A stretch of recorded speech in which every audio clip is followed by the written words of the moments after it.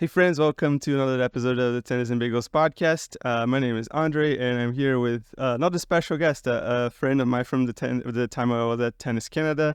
It's the co-host of Matchpoint Canada, writer and journalist for Sportsnet, Ben Lewis. Hey Ben, how are you? I'm great, Andre. How are you doing?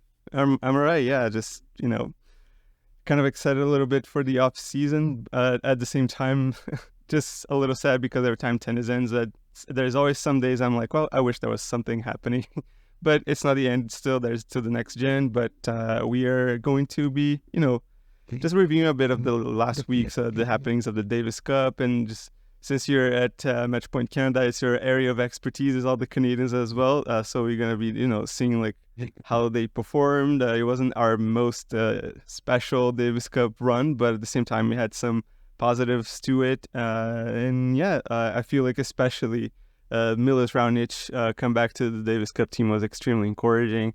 If we did have a full team with at least one of Felix or Dennis playing that day, I think we would have made past Finland for sure. A bit of a shame for Diallo. He definitely got game. It was not his day that time, but what do you think of Canada's performance? And Yeah, I mean, certainly, I think it'll be viewed as a bit of a disappointment, especially given that I think expectations were, of course, higher just based on last year. You win the title last year for the first time in your country's history, and it really does feel these days like Canada is a tennis nation and one of the tennis powerhouses, not the tennis powerhouse by any stretch of the imagination, but probably if you're kind of running down the list of top tennis countries, I feel like Canada could be in the conversation as top 5, given our athletes and our success over the recent years. So given the win last year, you're going in, and certainly I think on paper they were favorites in that quarterfinal matchup against Finland. But I think immediately once we noticed Felix Auger-Aliassime dealing with a lower body injury is unavailable, that complicated things right off the bat. Despite this, Canada had a great start.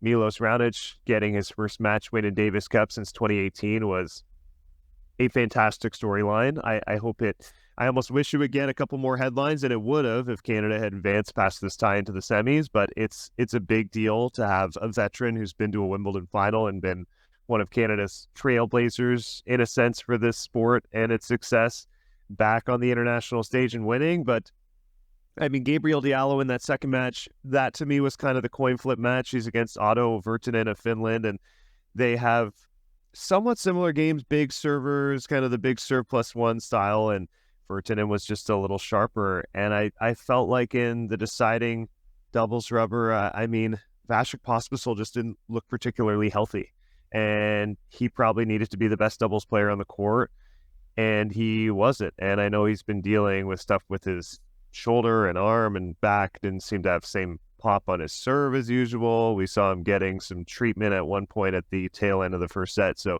it's unfortunate that he wasn't in the best possible shape. And I think that's kind of what happened overall in this tie, that Felix Auger-Aliassime was unavailable to go due to a lower body injury. And Vasek Pospisil, your anchor in doubles, was not his healthiest. And for that reason, Canada left going home in the quarterfinals.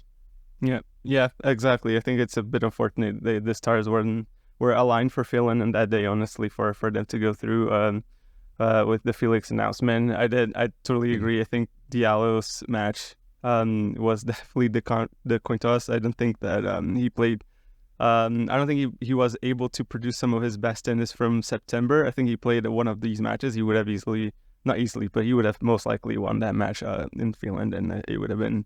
It'd have been a great time. Felix was going to probably play one of the matches if Canada had advanced a bit further. I don't think that really tells exactly like the full story that like how Canada has fallen so much. Like it's obviously a disappointment, as you said, but all things considered, I think it was just an unlucky week for Canada to be playing the Davis Cup at that time. But with the team, if Milos decides that he wants to keep playing for the full of next year and goes on like to the Davis Cup if we actually make it, which I think we do have still a pretty good chance of making back to the finals if that happens again. I think if we get like both Vasek, Felix, Dennis, and Milos all healthy in the same team, I think it could be extremely dangerous for next year. But unfortunately, that's not what happened. But we ended up having Italy go on and win its first Davis Cup title since 1976, the first final since 1998.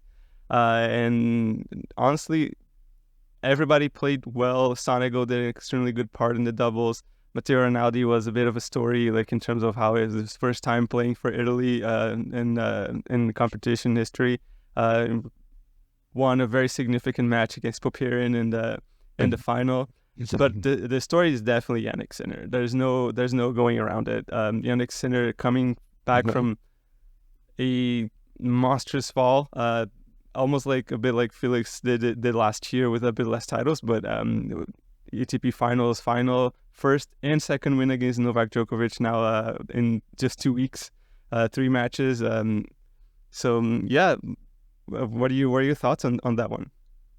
Yeah, I mean, without question, I think Jannik Sinner is really the story of the tournament, right? For Davis Cup, he was undoubtedly the best player from all nations, from all players through this event. He's fantastic. I think, he's already an elite player at this age, and particularly on an indoor hard court, that seems to be where he really, really shines. He just has so much firepower from the back of the court. He's so balanced on both his forehand and backhand wing. And as Alex de Minaur said in that finals clinching match, which Sinner beat de Minaur 6-3, 6-love. And de Minaur is a heck of a competitor and a very good player. So to produce a scoreline like that is pretty telling of his quality of tennis. And de Minaur afterwards says Sinner is hitting the absolute crap out of the ball. And I mean, that's accurate. And that's sort of what he had to do against Novak Djokovic. If we look back into that semifinals against Serbia, because the Serbians were in a really fantastic position to make that final, getting the first opening singles win. And then you're lining up the world number 1, Novak Djokovic, who is just coming off that ATP Finals victory, has to be the most confident tennis player in the world, is the best tennis player in the world. And, he had 3 match points against Jannik Sinner, 3 points to clinch a spot in the finals for Serbia at 4-5 love 40. In the third set of their match. And for Jannik to not flinch in that scenario, to trust his weapons, to trust his game, to have that self-belief, to play brave tennis, come up with a couple big serves and get out of that jam and come through in that match was just incredible fortitude. And you have to think it serves him really well leading into 2024, where, I mean, of course, the conversation around Sinner now is like, the next step is winning a Grand Slam title. And I think a lot of people are discussing, is he a guy who can win a slam in 2024? Absolutely he can. I mean, will he? I don't know. I'm not sure. I'm not going to proclaim that he definitely will, but he, of course, has absolutely all the tools to do so. And what a massive moment recovering from, a tough ATP Finals loss to Novak to lead Italy to its first Davis Cup win in 47 years. That's a pretty incredible end to your season. Yeah, and I think it was a really great way for him to season. I think it was just everything just kind of fell through like well for him in that regards. Like even if he didn't win the ATP Finals, he got like some great experience. One, playing in front of his crowd, getting a huge feeling of like what would probably be a Davis Cup at home if the format was still the old one or if they had to qualify. And beating Djokovic for the first time ever, it was probably the match of the year, or if at least top 5, if not top 3. Coming to play that match against him again, I think that's the experience of just the previous 2 matches. I think were crucial for him to come through with that one. I was so surprised with how well he was serving. The serve failed him a little bit just to fall down like those 3 match points, but and he wasn't endangered the entire set on serve until he actually ended up serving for it. But yeah, I feel like Jannik Sinner's adjustments this year were just incredible. I think the things that he pulled off, like with just the serve, like I remember like last year, I was watching him serve and thinking he's got some good speed, he's got some good placement, but very often he would just like miss wildly. Like it's not a first serve that you want to miss that badly all the time. And I think it just made the proper adjustments that he needed to, and it showed in his confidence when he stepped in against de Minaur. I think that was almost no doubt in his mind, almost like when he did like in Toronto, like when he stepped on the court, there was almost no doubt in anyone's mind that he should be the winner. Maybe some nerves in the beginning, and he just found his rhythm, his groove, and just there was no stopping him. And de Minaur just had no weapons to hurt him, unfortunately for Australia, second year in a row where he lost comprehensively, basically last year against Felix and this year against Jannik Sinner.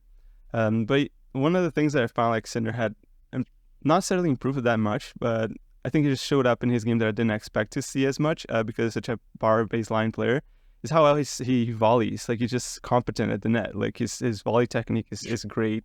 His approach shots like seem to be very just like rational. He doesn't just rush the net. I think it's going to be very interesting if he can utilize all these tools, especially against like challenge Djokovic, Alcaraz, and the slams. Yeah, no, that's a good point. Which it's definitely overlooked at it. I never really hear anybody discussing Jannik Sinner's volleys because we look at what he can do from the back of the court, his baseline game, his power, his defense and agility, the way he can defend both wings, sliding skills, which we know come from his earlier days as being a fantastic skier, and so much flexibility. But you're right, he has good hands to the net, and I think that's such a difference maker. You look at how big of a difference maker it is for a player like Carlos Alcaraz, that he can close the net in a heartbeat. I mean, Sinner is not as strong at net as Alcaraz is. He's not coming forward as much, but to have that in your toolbox is so important, especially when you're playing a guy like Novak. Like, you need a myriad of ways to win points. You need a myriad of ways if you want to, hit your way through Novak Djokovic. You can't just be great from the baseline, or you can't just have the big serve. Like, you have to do a lot of things very, very well, which Jannik proved he can do. The stat I love is he's only the third player to beat Djokovic twice in the span of 12 days, joining Rafael Nadal and Andy Murray. That's a pretty strong camp right there. So I mean, some of it I'm sure is a little bit surface based, where like his game is elevated a little bit more on the indoor courts. He talked about how comfortable he is indoors.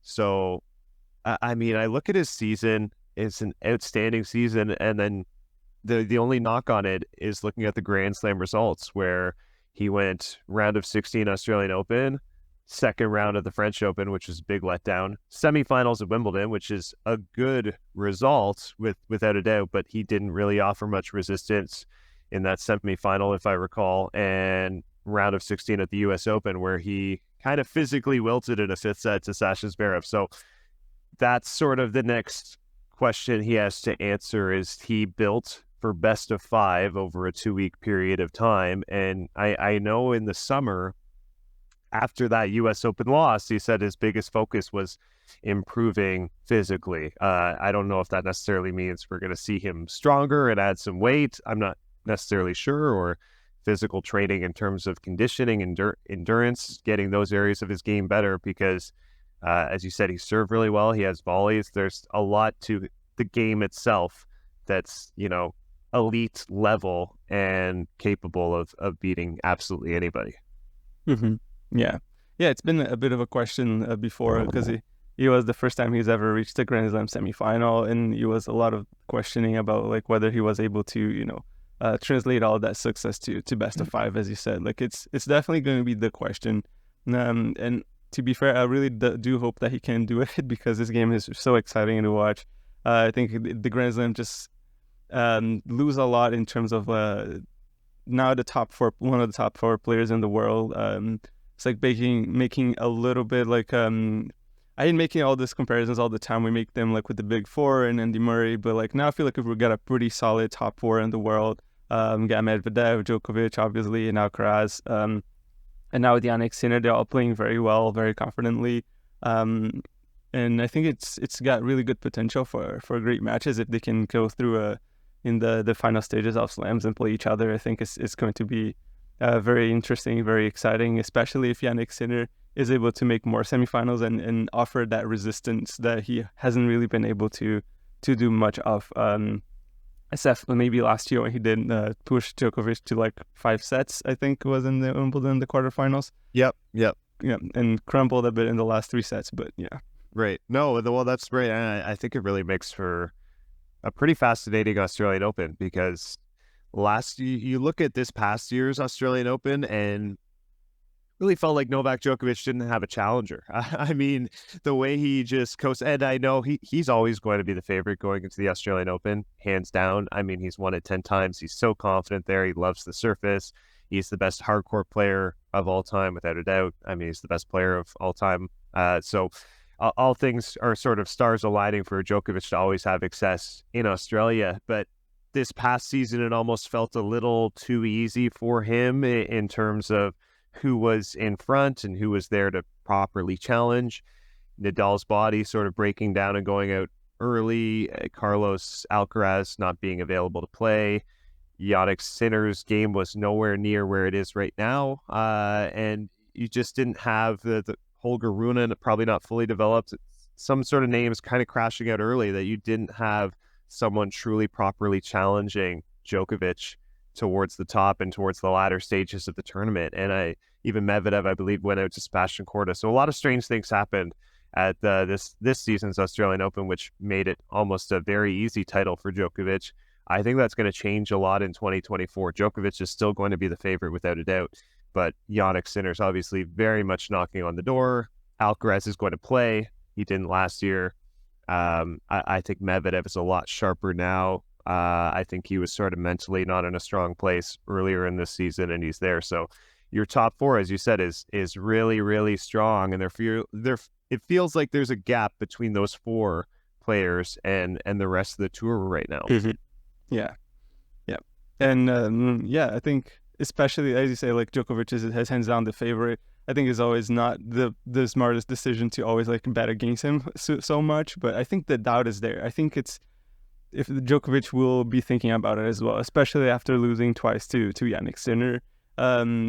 The pressure of Davis Cup kind of probably has gone to him a bit. I could see he was not his sharpest, like fatigue was probably creeping in a bit, but he's still playing some fantastic tennis, especially more towards like second and third set. And he definitely cares about the Davis Cup. I feel like the narrative that's saying that Djokovic doesn't care and he was a loss that he can just like shrug it off. Like I don't think it's true. I think he really wanted it. Otherwise, he wouldn't have gotten to triple match point in that match. Mm-hmm. I think he definitely wanted to do this for Serbia. He always wants to do this for Serbia. He loves this country so much. I think it almost weighs on him. But yeah, he's definitely looking at these guys now and thinking, well, I gotta put the prep on for the Australian Open because I don't want anyone to challenge me anymore on this one. So like he definitely wants to be still the guy to beat. Yeah.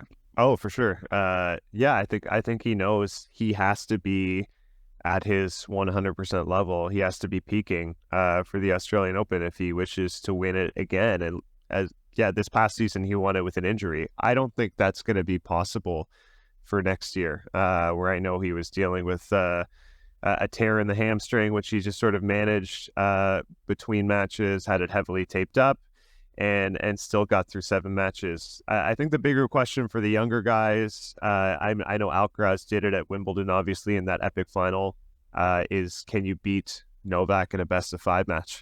Best of 5 is just a different animal, and he's, without a doubt, the best of the world in the best-of-5 format. We've seen guys get wins in best of 3. Best of 5 is the different challenge now.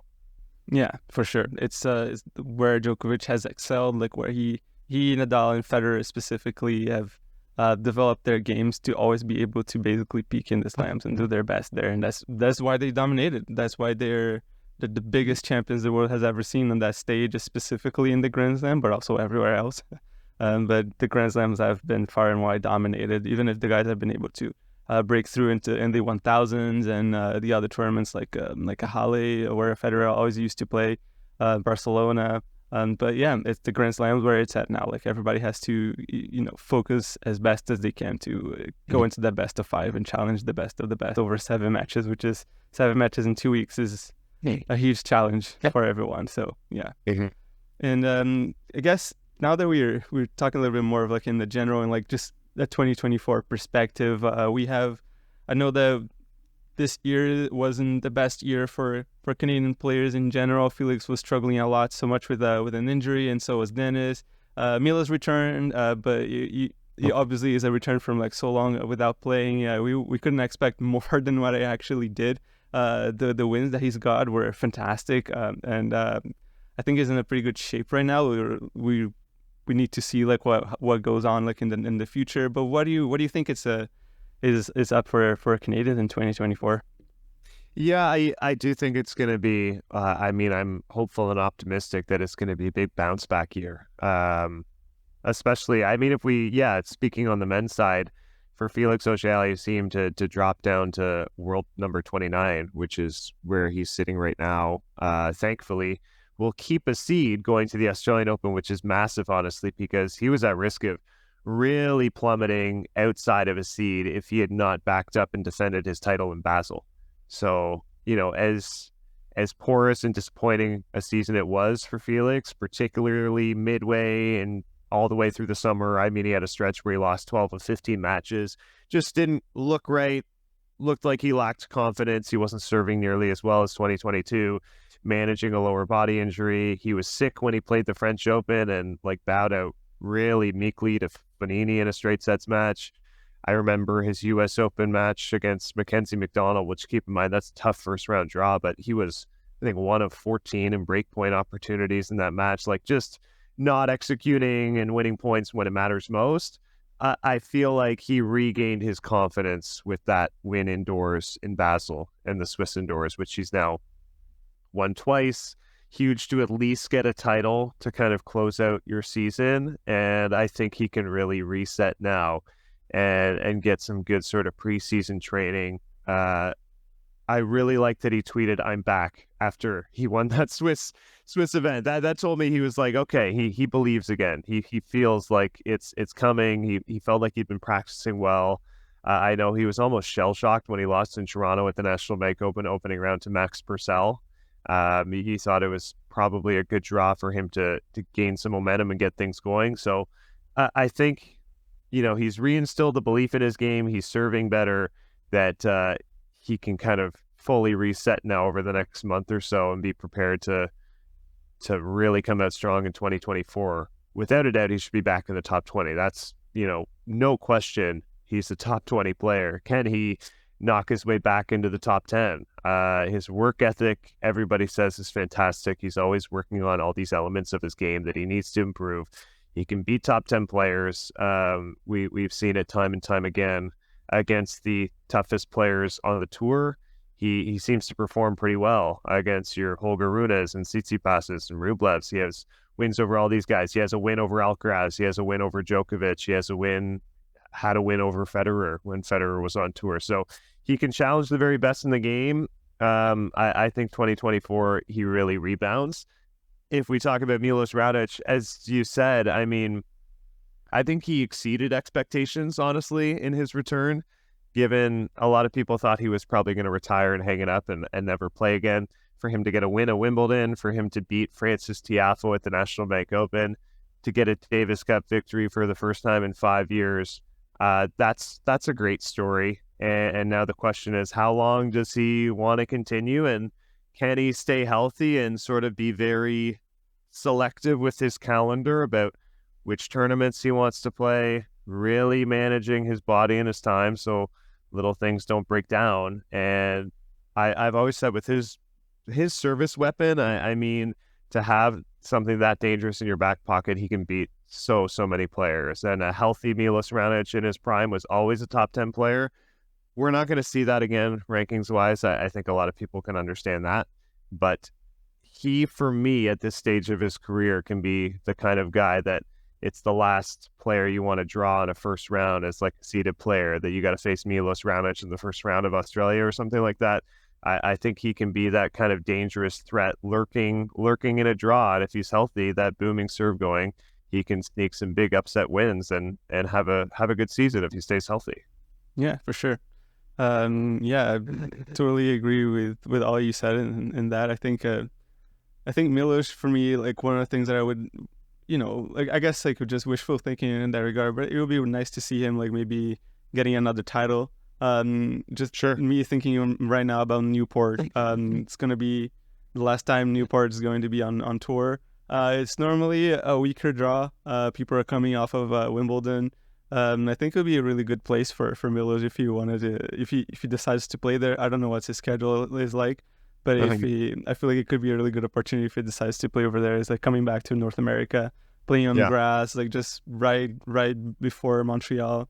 I think is going to be. I think it could be an interesting addition to his calendar if he decides he wants to go there. yeah, As we know, yeah.